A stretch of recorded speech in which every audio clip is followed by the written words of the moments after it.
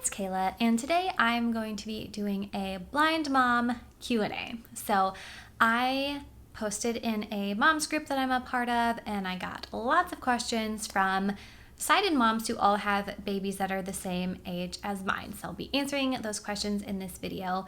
So if you're new to my channel, hi, I'm Kayla, and I'm a blind mom. I don't have any functional vision. I can only see light, and I have a 14-month-old daughter. I also am a part-time stay-at-home mom, so I do a lot of parenting by myself. So let's just jump right in with the first question, starting off with a hard hitter.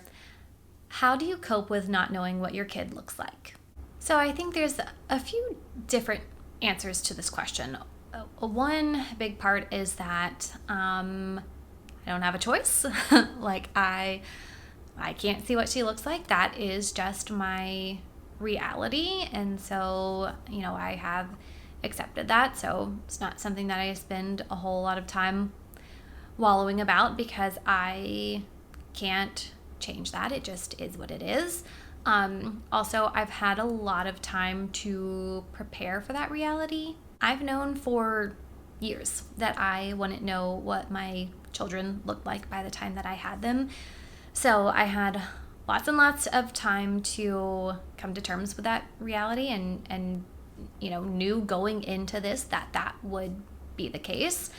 So I think those are the big pieces. It really is not something that I spend a whole lot of time thinking about. But, I do wish that I could see what she looks like. Of course I do. She's my daughter. She's my child. I want to know what she looks like. I find a lot of comfort in that people say she looks just like me. So I like that. I like that I just feel a connection to her in that way, that we look similar. I also have an idea of what I looked like as a baby because I've seen baby pictures of myself back when I could see some, and so I have kind of a vague idea of what I looked like as a baby. So I think that helps, that it's just not completely I have no earthly idea what she looks like. I do have some vague idea in that sense. So I think that helps too. But also, I don't know, I just feel like I know her inside and out.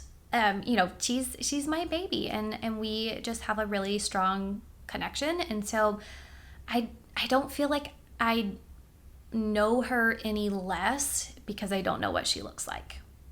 I don't know if that makes sense. I do really wish, though, that I could see the color of her hair because she gets so many compliments on how pretty her hair is. People comment on it all the time, and everyone describes it differently. And so it's hard for me to conceptualize what her hair looks like. So, I do wish I could see her. But it's not something that I spend a ton of time thinking about. I think where it hits the hardest is that I can't see pictures of her. And so, old pictures, my husband may be like, oh my gosh, she was so small, or she was so bold. And it's I think that's where it hits the most. I wish I could go back and see those old pictures of her because I know her right now, but it's hard to remember what she was like back when she was bald and when she was tiny. It's hard to come up with those memories. And so I do really wish I could see those pictures. Next question, what about baby body language and emotions? So, I can't see her facial expressions. I can't see her body language. It is a bummer because I do really wish that I could see when people say she's making a cute expression, or if she's smiling at something. Of course I wish that I could see that, but also just logistically kind of makes things more challenging not being able to see her expressions. I do a lot of times I will touch her on the face, kind of at the corner of her mouth and where her cheek is, almost like if you were going to pinch a baby's cheek, because I can tell that way if she's smiling, if she's this, if she's smiling really big, her mouth is kind of open and her cheeks get extra chunky. And so I can tell if she's smiling. So I do occasionally will touch her face there to see if she's enjoying something, if she likes something. So that is one way that I cope with that. Other than that, I kind of just use her other cues to cue me in on things, like if she's making happy sounds, if she's making upset sounds. I can't see if she like looks sleepy, but I can, tell if she's like rubbing her eyes. I can hear she's yawning. If I'm holding her and someone is like coming to like reach for her, I can feel her like bend backwards, like get away from me, no thank you. So I mean, there are different kind of cues for me to pick up on her emotions. I also, I know her, and I generally know what she does and doesn't like and how she's feeling, because we just do have a really strong connection. But there are some times where I may be like, I don't know, playing with her, like playing peekaboo or like tickling her, and I'm like, does she like this or not? I'm not sure. I think also where it's challenging is with food, because when we're trying something new, I can't really tell if she's making like a disgusted face or if she's like potentially interested or unsure if she does like it. I think that is the hardest part. But mainly I can pick up with other cues, but sometimes I may not, and we're just kind of winging it. Like maybe someone else could see in her face that she was upset like before she starts crying, but me, I have to kind of like wait for the cry. Yeah, but that's okay.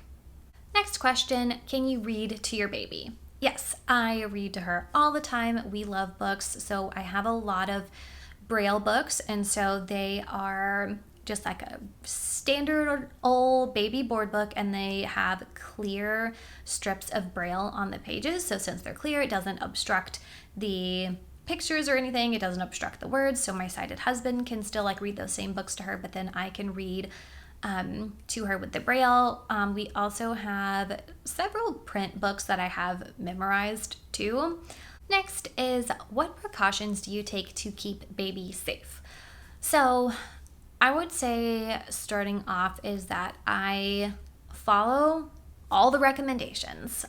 So recommendations for safe sleep, for like how to serve foods, for anything that could potentially be a choking hazard, like anything and everything. I'm going to follow all of the recommendations, because whereas some parents may be like, oh, we do this and I just keep an eye on them, well, I can't keep an eye on her. So I am very much a stickler for like rules.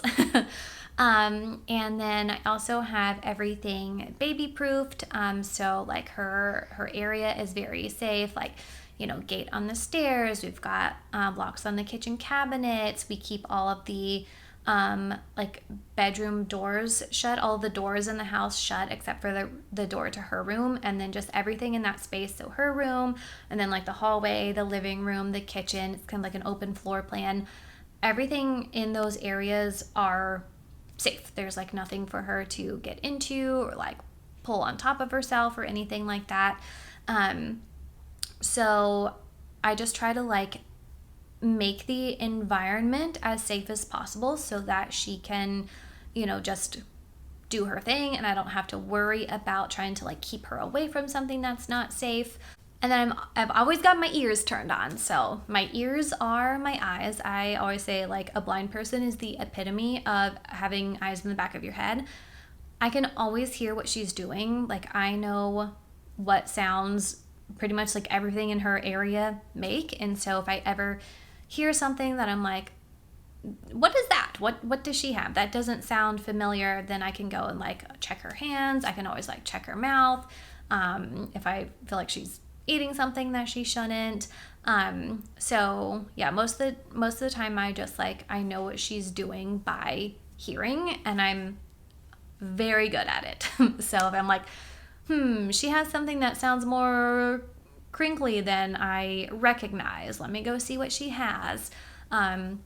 Or like the other day, she ran away in the middle of a diaper change, and my husband was like, where did she go? What is that sound? And I'm like, oh, obviously you left the bathroom door open and she's crawled into the bathroom, and that is the sound of her pacifier clip dragging across the tile. Like I know what she is doing by the sound of it. And so I, like I said, always have my ears turned on. I'm always listening. And then, of course, I'll just like check on her every once in a while, just putting my hands on her body, checking her hands, checking her mouth. When she was really, really little, I'd put my hand on like her chest all the time to make sure that she was breathing. Next is, how do you overcome challenges with baby becoming more mobile? So honestly, this was a stage that I was very nervous about when she was, really small and she wasn't mobile. I was like, oh my gosh, when she gets mobile, it's going to be so hard. Like things are just going to, be times 10 and it's going to be really challenging. And it's actually not as challenging as I thought it would be. So like I said in the previous question, we just like keep that whole area safe. So then I don't really have to worry about her and I'm not having to like chase her down all the time. And also, she is a chatterbox. She is a noisy baby.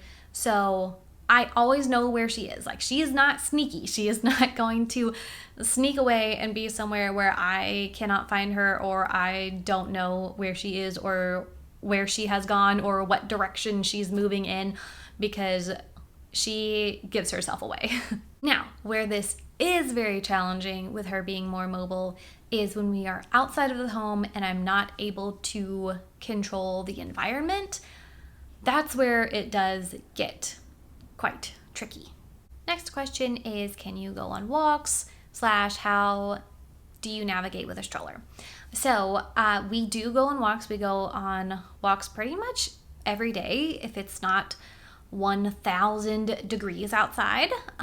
So I will use my cane in front of me with my right hand, and then I'll pull the stroller behind me with my left hand. So when she was still in the infant seat that clicks into the stroller, I would just pull it by the car seat handle behind me. And then when she grew out of that, we got a stroller wagon so that I can pull that behind me and use my cane. And we go for walks in our neighborhood and just on a familiar route to me.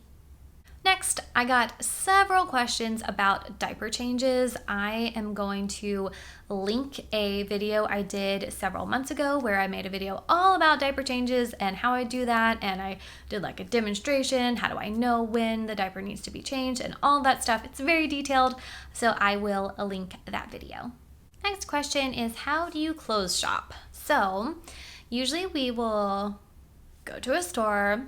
Typically like Carter's is kind of our go-to, and I will feel around on the racks, and I will, if I feel something that I think seems cute, like, oh, it's like a little dress, or this has bows on the shoulder, or this is really soft, whatever it is, it feels kind of cute, then I'll pick it up and say, is this cute? And I'll ask Ethan to describe it to me. And then he will also pick up things too and describe them to me. So, mostly having him give visual descriptions. I really do like to be able to touch the clothes so I can have an idea of like what the outfit is, and then have someone describe like the colors or pattern to fill in the gaps.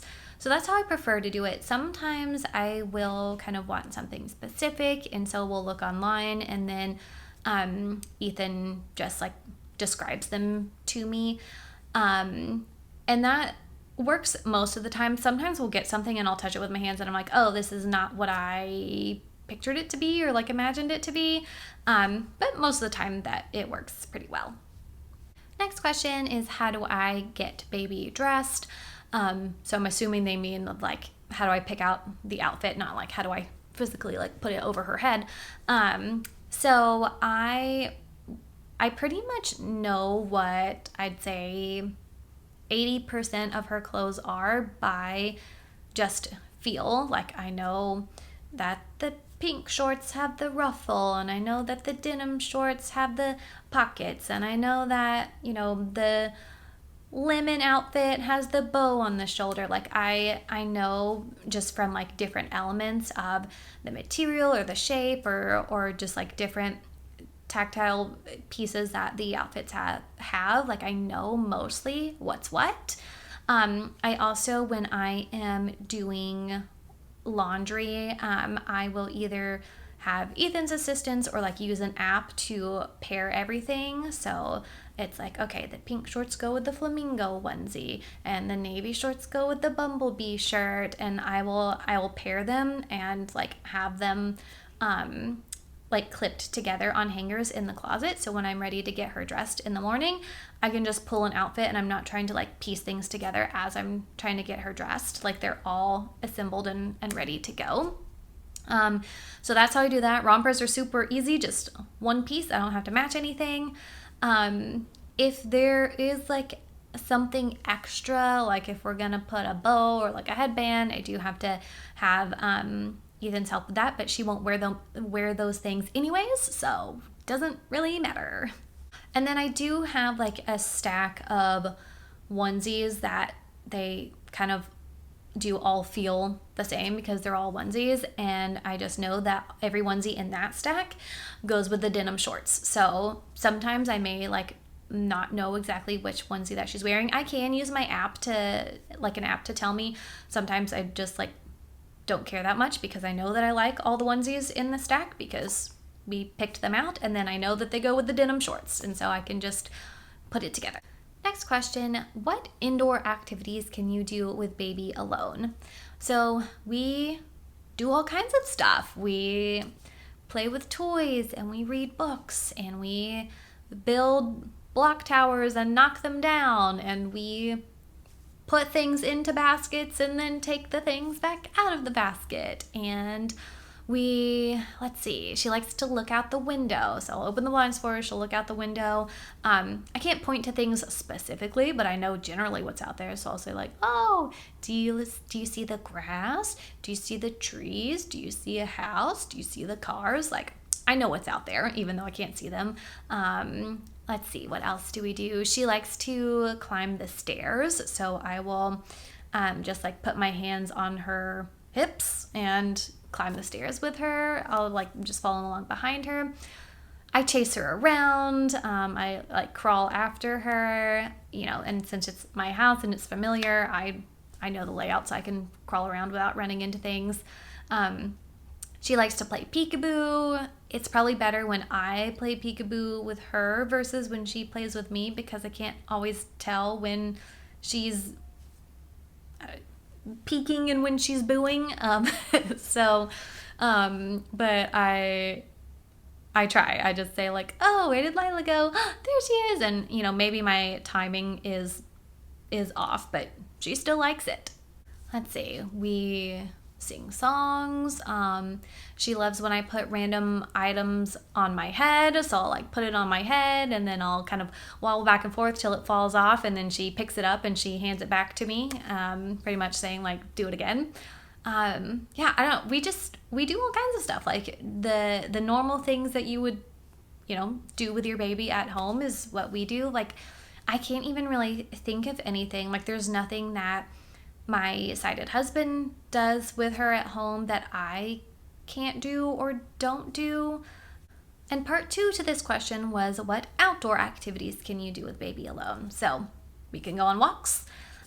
We also go to the pool. Sometimes my mom has a pool, and so I guess we necessarily have not done this alone. There have been other people around, but I think it's something I could do alone, because I just hold her in the pool, or I put her in her float and I have my hands on the float the whole time. There's also like a baby pool outside of the big pool, and I'll go and sit in that with her. So I'm right next to her.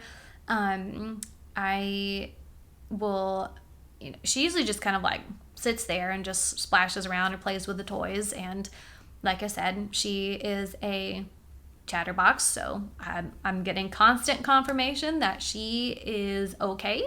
If she starts like crawling in the water, I'll just kind of like gently like have my hand on her back so I can see like where she's going, make sure she's okay.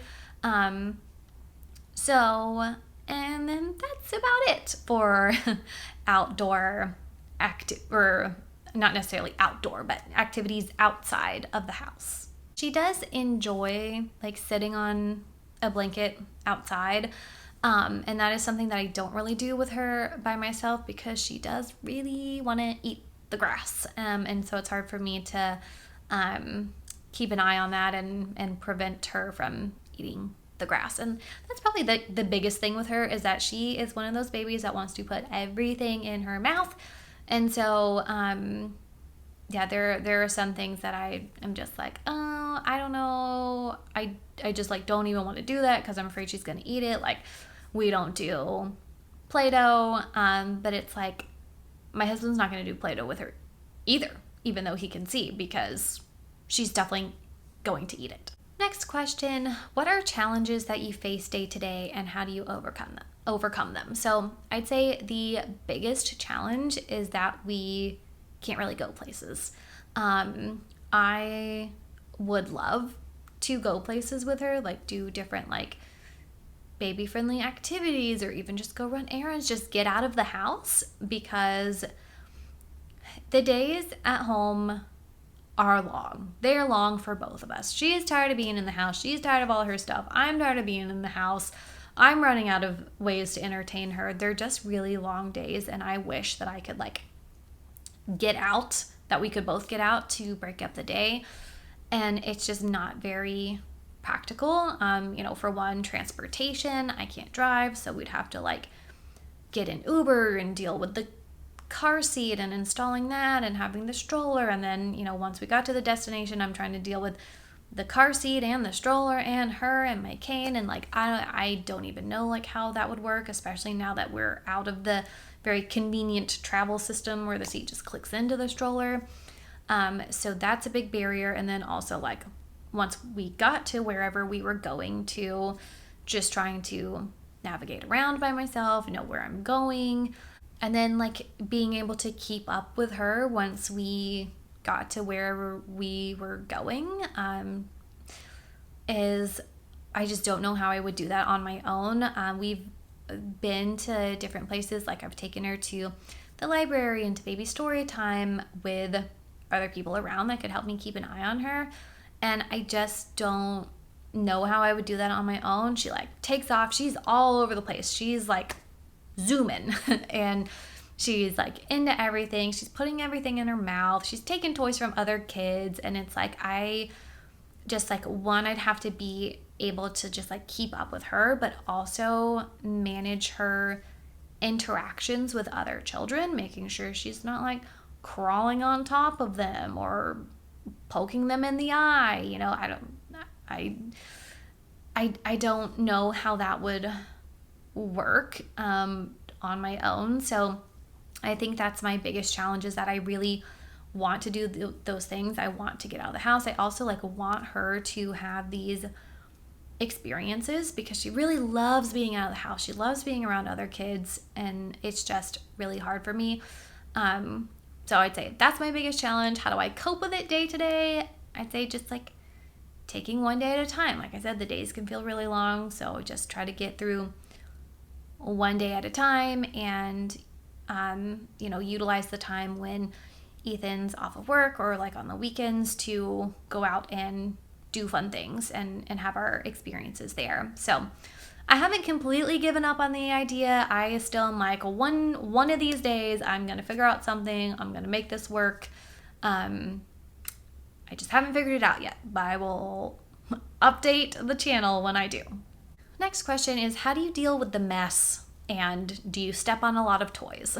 So I'd say with the mess, I really try to pick up periodically. I'm always kind of just like picking up a little bit at a time so that the mess doesn't like build up so much. And I think that works really well to try to keep, the floor is not completely covered by stuff. So I try to, control that a little bit. And then as far as stepping on toys, I do step on toys occasionally, but I think I'm used to walking around very cautiously because like I never know what may be in my way. And so I just like my general style of walking is to be very cautious, and like I don't pick up my feet very far or do more of kind of like a shuffling with my feet. So I have stepped on toys here and there and kicked toys, but I don't know that it's like particularly worse for me than it is for, because like these sighted moms were saying that they step on toys all the time, and I wouldn't say that it's like a common problem of me. What's the worst though, if there's something like a little activity table that gets left out in the middle of the area and I run into it and like with my shin, that really bothers me. Like I can step on toys all day long, like that, whatever, I'll be okay. But if I hit my shin on something, like that is the worst. And that has happened to me. I have a beautiful bruise on my shin from running into a wooden activity table that was left out. Next, do you face any criticism being a blind mother? So surprisingly, no, I have not really faced any criticism since I've become a mom, which is lovely. I'm sure I will face it at some point. It is very common for blind parents to get criticism. I don't know, maybe it's just because I don't go out very much by myself, so maybe I just haven't given many people opportunities to criticize me. I think I did before I had children, and I talked about, that I was planning on having children someday. Got not so much criticism, but like skepticism, like people being unsure about if I should do that or how that would go, like including coming from family members of mine and of Ethan's. But I haven't really gotten very much criticism since I've had the baby. I don't know, maybe because I'm doing such a good job. I guess that's what I'll tell myself. Next question is, how do you cook and how do you grocery shop? Easy answer is I don't. So usually me and Ethan will make the grocery list together, and then he will go to the grocery store or we will get like grocery delivery, and then he does the cooking. So that's just like, our division of responsibility. That's his thing. He does the cooking. He's better at it. It's so much easier for him. Like if I really needed to cook, I could probably figure it out. I could probably make it work. But it just works best for us that he does that. And the last question, someone asked, what are things as a blind mom that you notice about your child that you think other sighted moms don't? And I thought this was a really interesting question, although I had trouble coming up with an answer. One thing is I can smell a dirty diaper from a mile away. Way before my sighted husband ever smells it, I always know when she's pooped. I guess that's my superpower. Other than that, though, I would say that I don't think there's really much about my baby that I notice that sighted moms don't. I think moms are very in tune with their children. I would say maybe it's more things that I appreciate more about my baby. And so one is like the sounds that she makes. Like every single sound she makes is my favorite sound in the whole entire world.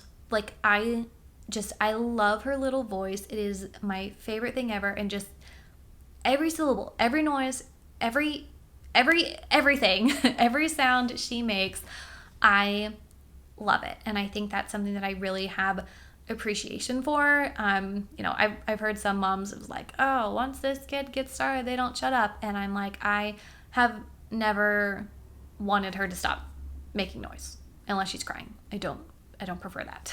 But, the fact that she's just like a chatterbox and she just blabs all day long, I love that. And then I think I'm very appreciative of just how she feels, of just like how soft her skin is and how squishy her cheeks are and how chunky her thighs are. And I'm always just like touching her, how tiny and soft her hands are. Just like every time she like touches me with her little hand, I just like light up. I just want to touch her all the time. And I just like love how soft her hair is and her little curls, and I love like touching them and petting them. And so, because my ears and my hands are my eyes, I think I just like appreciate those things more than other people. I'm not saying that like sighted moms don't appreciate that. I think I just like put so much more on those things because I'm not able to see her. Okay, so that's all the questions. I hope you guys liked this video. If you have any more questions for me, please leave those in the comments. If you have any ideas for future videos, any topics you would like me to talk about or demonstrate or anything, please always leave your suggestions in the comments below. And I hope you like this video, and I will see you guys next time.